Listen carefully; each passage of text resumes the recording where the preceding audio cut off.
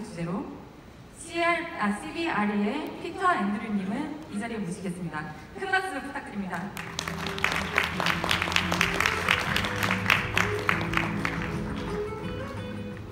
안녕하세요, everybody. I'm very excited to be back in Korea, one of my favorite countries to visit, and the best food in the world.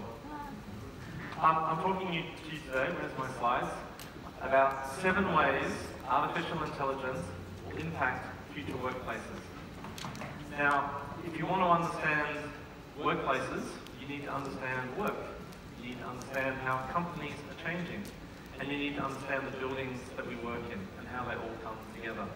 So I'm an outsider from the AI industry. I'm not an AI expert. I'm an expert in workplace and understanding how AI will impact that. If you are interested in more information about what I talk about today, if you search on the internet under this name and my name, you'll find articles about the same topic. But first of all this discussion in the media about how AI will take our jobs. I'm of the view that I'm not scared at all about AI taking our jobs. I think AI is an amazing tool that will help us do our jobs better, but it will change the way that we work. And I'll give you an example why. This is a fish. So, AI has been trained to recognize this fish. But we don't quite know sometimes how AI does it. We just build these algorithms to find it out. But in this case, the AI team decided to ask the AI, how did it work out this was a fish? And you would think color, shape, fins, eyes, something like this. But actually, this is how AI detected that this was this particular kind of fish. Fingers. So you can't think, well, why is AI predicting this is a fish because of human fingers? It's because most photographs of this fish, because it's a trophy fish, people are holding the fish, and there's always fingers in the picture. What this tells us is AI is very clever, and it's very dumb. AI needs context to help understand the world, and humans provide that context. So the future of work and jobs is not about AI taking our jobs, but working together with technology. My first job, I was 3 years old. I worked for IBM. Well, actually, my father worked for IBM. And he called me in one weekend to climb under the floor and run cables under the floor. But that's when my work career started. I've always been interested in technology. Next slide. But I became an architect in my career, so I was interested in buildings and space. But what I realized was most important in architecture is people, the people who use the buildings. So my aspiration and my career is all about creating great workplaces, and I work with all the tech companies and all the banks to rethink what their future workplaces look like. And to do that, we need to understand people and behavior, work and workplace, and technology. And so that's where AI and also augmented reality, AR, comes in, and I'll talk about both of those today. So I am what you call a workplace strategist. I live and breathe to create great places for people to work. But unfortunately, most of the workforce out there are not engaged in work and the places that they work. And particularly the millennial generation, which in Korea will be something like 50% of your working population next year. The Korean statistics even higher than the US, which is 85% disengaged people. And I think this is part of the problem. This is not going to get me out of bed in the morning and go, hey, I really want to come into the office today. But we should be excited about how AI will make our jobs better and different and interesting in the future. And these slides come from Cognizant. And first of all, work has always changed. So we are always changing to new jobs. Lots of current work we do is really awful. Trying to find an email in my inbox with 20,000 emails is really hard. The machines need us to help them do their work. Don't underestimate how clever humans are, our curiosity, our ingenuity, that can't be replaced. And technology will upgrade all aspects of our society. So AI will overlay over everything that we do, and we see that already. And I like the last excuse here, technology creates problems. The more we build new technologies, the more we create new problems that we have to solve. So this is what we call the periodic table of work. So you can see on the left you have things like decision making and computation and collation of data.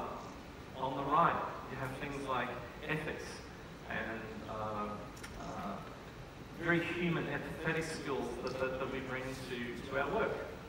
And essentially, the way jobs will change is we will do more of what you see on the right and less of what you see on the left. There's the left, yes, the left if you look at it on the drawing there. And to give you an example of how really interesting, exciting new jobs are emerging, look at some of the new technologies. I was listening to a podcast in the gym the other day, and I was amazed that there's a whole new field of computing called biological programming, where scientists have understood that a plant, when it grows, actually has computer code. The computer code is chemistry and biology, but still there are instructions that tell the plant how to grow, and they have cracked those codes. They know how to program plants. They know how to program viruses. So they can create good viruses that they can infest our bodies with. They can help us get better in the future. So I wouldn't be worried too much about losing our jobs. And this is the beginning of starting to create more interesting work for people. This is a friend of mine who runs an AI consulting company. His name is Daniel Hume. The company is called Satalia. It's based in the UK. He's one of the leading thinkers I know on AI. And he said to me the other day, you know what my lifetime ambition is? I'd like to find a way to organise work where we don't need companies anymore. That we create a structure or a mechanism where work that needs to be done and people that want to do work find ways to connect together and make that happen without necessarily having companies. And so the first thing I want to talk about in terms of AI and impacting workplace is the way it's going to impact the way companies are structured and the way that companies run. So, this little drawing here is a real-time analysis of the communication and connections happening within his company. Who's talking to who and what they're talking about. And what the AI can do is it starts to understand who has the skills, who are the influencers, who are the people that make good decisions in the organisation, all by real-time analysis of not just emails, because I don't think they use emails very much, but a lot of messaging apps and things they use in their company. The way they organise their work, the way they come together as teams, is entwined with this AI that's managing the whole piece over the top. And I mean, one of the more interesting things he does in his company is the way they set salaries. The way they set salaries is you put down, you type in what you think you should be earning as money. So you put your salary into the computer, it then knows who are the people that know you best by who you work with and so forth. And it gets them to vote or comment on what you set as your salary. It even gets customers sometimes to participate in that. So it becomes this very different way of making that kind of decision. And actually, he said in reality, all that happens is some young women's salaries go up. And apart from that, everything's pretty kind of consistent. Young women are not as confident to ask. So this kind of technology, he consults the major corporations around the world now about how to apply these new ways of thinking to the way companies are run. John Kotter, so John Kotter is a famous author. He writes a lot about change management. So he's trying to understand how you bring the speed of a startup company together with the structure of a hierarchy. Hierarchies are really good for one thing, networks are really good for another. So how do you create informal networks of ideas in companies over the top of hierarchy? And that affects the way people organize themselves in space. And traditionally, space has all been designed around hierarchy. And I know in Korea, that's obviously a very big part of the culture here in the workplace. That's going to change in the future. If you want to find out more about this, the book is called Accelerate. Accelerate. John Kotter. So, second point I wanted to talk about is how technology is going to come into the workplace and change the workplace. We have the natural language processing, the virtual augmented reality goggles, and potentially, at some stage in the future, even the brain caps. And I used, 2 years ago when I started researching this, people said that's 60 years away. Actually, it's getting closer very, very quickly. So, let's look at natural language processing. So, we know in the workplace today, the first pie chart, that only about 10% of the time that you spend at your desk, you're either talking to somebody or you're on the telephone. Workplaces, even though we complain that open plan is so noisy, actually doesn't have a lot of talking happening today. But we're about to bring in the technology. I'm going to be talking to my phone, talking to my computer to give it instructions that work in the future. So I might double the amount of noise that's happening in my workplace. So how are we going to deal with that noise? Maybe AI is also part of the solution. I have a fantastic pair of noise reduction headsets, and the latest versions of them can distinguish different kinds of sounds. So I can make the human voice, I can still hear it, but I don't hear other noise. Or I can hear other noise, but turn off the human voice. And it won't take very much intelligence to be able to start to adjust it for all the different people we work with. So my boss, I want to turn the volume up really loud. I want to hear everything my boss is saying, just in case my boss is talking about me. But this guy, the noisy guy in the office, I want to turn his volume down. It's very distracting. So that could be one solution, but maybe there are other solutions around the workplace. I think the first application of AI in our everyday of our workplace will be our personal assistant. Now, I get very annoyed with my phone at the moment. I talk to it 7 times to tell it something. But with natural language programming now, beyond human comprehension levels, we're going to see a rapid improvement of our personal phone. And it will do things like, I want to organise a meeting next week. I need to invite 4 people, and it could be on Thursday or Friday. So I ask my PA to organise it. It goes off and checks the other calendars, talks to other people's AI, finds suitable times, even books me a room, knows which room is my favourite room, and comes back with a suggestion. That would make my life so much easier. It might even tell me I've got a meeting with my boss straight afterwards, so it would be a bad idea to have a meeting then. Or another example would be, I've lost my train of thought on that one completely. I will move on. The next technology that might come into the workplace is the augmented reality. So the augmented reality is the ability to overlay, like you do in Pokemon Go, a layer of virtual over the physical that we see in our environment. And again, this technology is moving forward very quickly. The goggles are becoming a little bit more trendy and more wearable, maybe than some of the very clunky traditional ones. So how might that affect the way that we work? This is technology that already exists today. I can create a virtual screen within my workplace environment, and I can make it sit in physical space. So I can actually walk around that screen. So long as I'm wearing the goggles, it will stay in one position. So how will that start to change our environments? And maybe I can share that screen with you, but I don't share it with you. And maybe it means that in the environment we have less monitors in the way we think about them today. But it creates other opportunities. Here's one of the global banks already looking at how they might use it on the trading floors. So some traditional screens, but some really complex, interesting infographics happening there in the middle.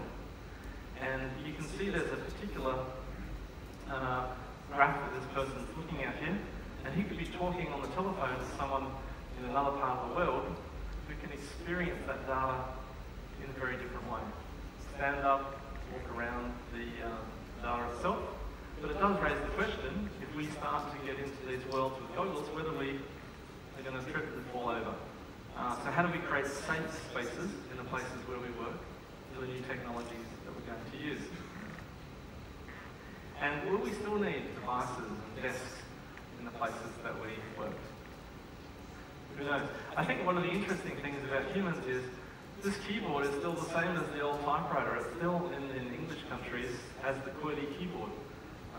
The keys haven't changed position. Everything we keep just building on old technology. So I don't think these things will completely disappear, but I think we'll have other ways that we connect and work with our technology. I do have one client at the moment that says, can you design us an office that has no desks? Maybe we don't need desks anymore in the office. So there are some interesting thoughts happening. And if we wanted to talk about cool and interesting jobs that we could be doing in the future, what about a work workplace skin designer. So I have the ability with this modern technology, with the wearing the goggles, to overlay my own personal decoration of my workplace over what I physically see. So if I like Hello Kitty, I can have Hello Kitty on the walls. I can have a little Hello Kitty toy on my desk. You can even dance on my desk if you wanted it to. Or I might like Star Wars and my whole workplace looks like Darth Vader. I just visited yesterday. If I want a screen so I can't see anyone around me, the computer can virtually generate that screen. I mean, how many people sometimes just want to block out the whole world around us to focus on their work? So who knows what's going to happen in that world? But there's a job. In the same way we download ringtones today, maybe tomorrow we download our workplace skin. Maybe that means we don't need to spend so much money on the decoration of our workplaces. Next point I wanted to cover was on the Internet of Things and smart buildings. So buildings have a whole lot of sensors and technologies, but at the moment in the real estate industry, it's in very early days. We haven't connected it all up together. We are starting to, and there are apps now that are appearing that allow you to connect more with the buildings. So for instance, there's an app that allows you to tell the building whether you feel too hot or too cold in your workplace. And over time, the computer will start to learn how to adjust the air conditioning system to make it better for you. Our own company, G-Re, has an app called Host, which is all about enhancing the experience of being in the workplace. It helps you book meeting rooms. It helps you buy a coffee downstairs. Building owners are starting to develop these apps to provide more services to the users of buildings. And ultimately, this technology we're putting into our buildings has two impacts. One impact is the way we maintain and run our buildings. So AI can tell us when the air conditioner is about to break or when a light fitting needs replacing. So the inconvenience of stopping for maintenance is reduced for the users of the building. But it also, we can start to learn about how people use buildings and what their preferences are. So the app that we have, that we use to help book meeting rooms and help find people in the workplace, starts to learn what we like. We have AI built in. So it knows when I want to book a meeting room, it says, this is your favourite one's free. You can organise a copy to be delivered to my meeting. But I had an interesting conversation a couple of weeks ago with a former CEO of Facebook in Australia. And he's working with an airline at the moment, and it's Qantas, who have a reputation of being the safest airline. Qantas has never had an accident, or never had a death as an accident. But they want to have a new advantage. So they're thinking about, what about the best airline to sleep in? Wouldn't it be great to tell your customers we're a really good plane to sleep on? But that got him thinking and saying, well, if we put all these sensors in the planes to start to understand how people sleep in planes and how to improve their experience of sleep in planes, look at all the fantastic data we're gathering about sleep. And there's a whole industry of medicine out there on sleep medicine that needs more data and more information about how people sleep. So maybe the airline can make as much money from selling data to a medical company about how people sleep on their planes as they can make money out of selling an airfare somewhere. And for workplace, maybe the same thing. We can have sensors that tell how happy people are, to look at their behaviours in the workplace. What could we learn from that, and how might that data be applied to other industries? How will AI change work? So, to start, I think we're going to be doing less process-based tasks. So, I hate trying to find something in my emails. I get on my Outlook and I search for codes and I can't find it. Wouldn't it be really good if you needed to find an email and you said, can you find me the email that I sent to my colleague about 3 months ago that has that diagram with 3 circles in it? Bang, it's up there on your screen. How many hours would that save you in the day? How much better would your work be as a consequence? So I think there'll be less of those process-based tasks. We can spend more time doing the things we love to do. And probably we'll spend more time talking to each other. Because those skills of empathy and decision-making, those human things, we'll need to spend more time on those things. Natural language processing will come more into the way that we're working. And that's, I think, going to make our workplaces noisier. So how do we deal with noise in the workplace? And probably it's going to be higher intensity and more stressful, and probably we're going to feel very overloaded. I think one of the key challenges in workplace in the future is how do we help people cope with the stress of life and the stress of work? How do we help them sleep better in their environments and so forth? So, I don't know whether the article reached Korea, but in Harvard Business Review recently, there was research done and published that proved that in a particular example, where a company moved from more enclosed office spaces to a more open plan space, that people were talking to each other less. They used social media more. And that's contradictory, right? You think in the open we want to talk to each other. But actually in the open we get stressed because we feel unprotected. So we then revert to trying to put barriers up around ourselves psychologically with other people. So we need to overcome these things. So I'm going to close off in the last 5 or 10 minutes of the presentation, trying to look at how all these things come together and are affecting workplaces today. And I'm going to start by this quote, which I love. It's a cyberpunk author, so it's a kind of science fiction, called William Gibson. And he said in 1992, the future is already here. It's just not very well distributed. So if we want to look at how AI is going to impact the future of the places where we work, the chances are that many of those places and ideas are already starting to happen today. So let's talk about some of those things. I want to start by talking about innovation. And if you think about how innovation happens, it's not just standing around in a crazy room with bright coloured furniture and whiteboards and chatting, right? Probably your best ideas happen in the shower or on the train when you come to work, or driving, or walking by a river, or we have ideas in all sorts of places. So innovation is a combination of connecting with people. So the places where we work need to connect us up together. The more of us know each other in the company, the more chance there are we can share ideas. So we build what I call the corporate brain.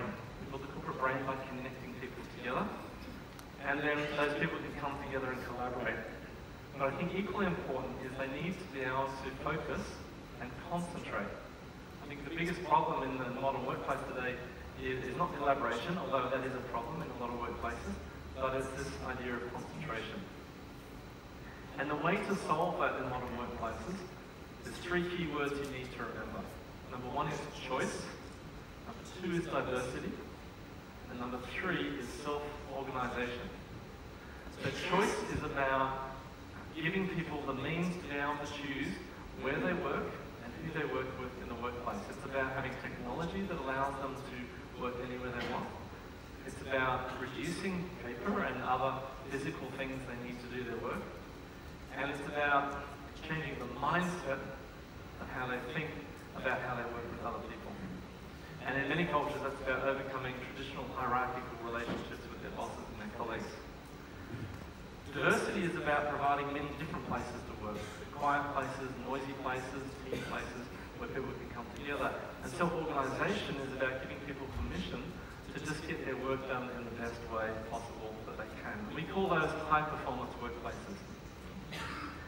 So we're moving from a traditional idea of workplaces where we have no choice to workplaces where we have many choices. So apart from being able to sit with my team, I can work in more collaborative places, I can work in places that have really cool technology, I can work in casual places, but I can find quiet places, I can find undistracted places.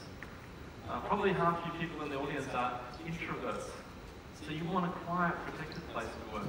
We need to provide that in our workplaces. And we need to allow people to stand up and work and sit down and work in whichever way they need to. And there are 2 key kinds of concepts in workplaces that we need to think about.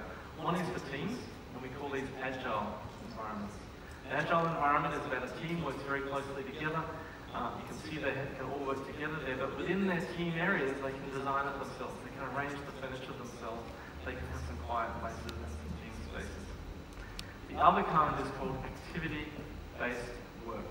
ABW, activity-based work. And in that model, you have a neighborhood where your team sits, and you probably sit with your team, but maybe you don't always. Maybe you just sit with your friend. But you can go and work somewhere quietly when you need to, or you can go and work somewhere where you can collaborate if you need to. So it's called activity-based work because we're supporting different activities of work. And to give you an example, deep cognitive thought. How hard is it to get focused work done nowadays? This is actually a space in our own office in Singapore, for my company, and it's a library space. No talking, no phone calls. I can just come and work in there for 2 or 3 hours and no one will distract me while I'm working.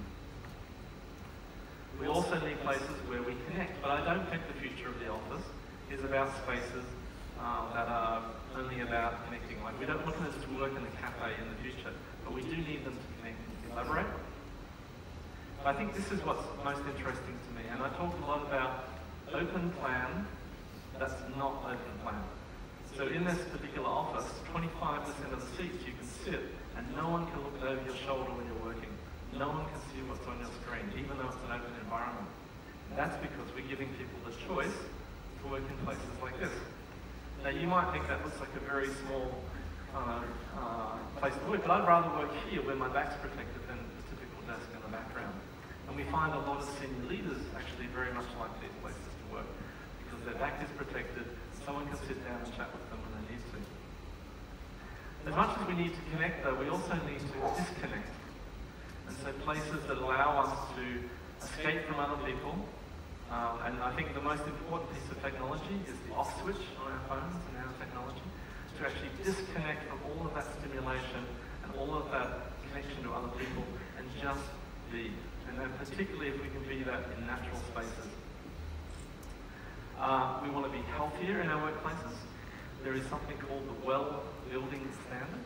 It's a global standard. It's about building. It's about medical research that tells us how to create buildings that are healthier for people. That's hospitals, houses, offices, and so forth. We talk about things such as circadian light. Circadian light is the way light outside changes. It's kind of orangey red in the morning, it becomes blue in the middle of the day, it becomes orangey red in the afternoon. We have light fittings now that can change colour in the day, like sometimes the aeroplanes have them. And the brightness changes through the day. And when you do that in a work environment, people sleep better at night. They're less stressed when they come to work the next day. Number one way to make workplaces healthier in the future is less sugar. We've done studies in offices where we look at, can we change the lighting, can we change the air conditioning, can we give people more water? But taking sugar away from people is the best way to get people to perform better. You don't need any money for that. It's about how you engage with people in the workforce, about what makes them healthy. But even standing and walking meetings are options, and the workplaces can involve that. Just to finish off here, you could argue that with all of the virtual communication and the tools and the goggles and everything else we could wear, that maybe the future of work, we just want to sit somewhere by ourselves. We don't need to interact with other people. And theoretically, that's possible. But in the 20 years I've been working in my industry, the more we create great new technologies that allow people to work from home and work remotely, the more they seem to want to come together and be together. And so, the reality is that workplaces are all about people. People who are really busy, people who are lazy. And by lazy I mean, I can't be bothered to go and use that space over here or use that space over here because I'm just so busy, I just need to get my job done.